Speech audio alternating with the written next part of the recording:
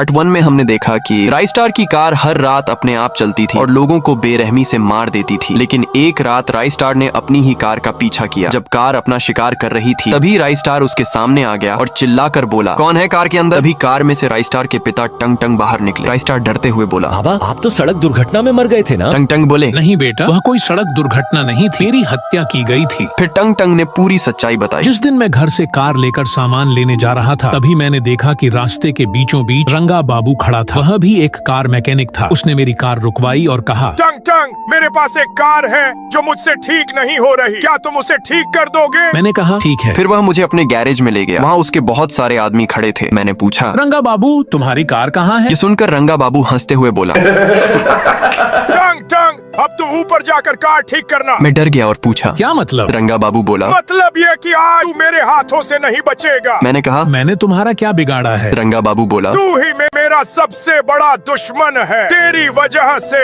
मेरे पास कोई भी कार ठीक कराने नहीं आता, क्योंकि तू बहुत कम पैसे में कार ठीक कर देता है। इतना कहकर उसने अपनी बंदूक निकाली और मुझे गोली मार दी।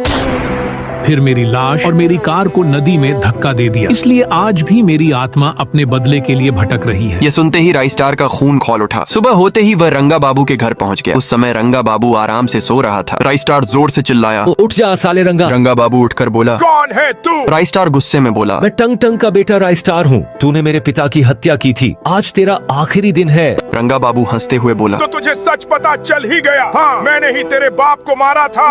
आज तुझे भी उसी के पास भेज दूंगा।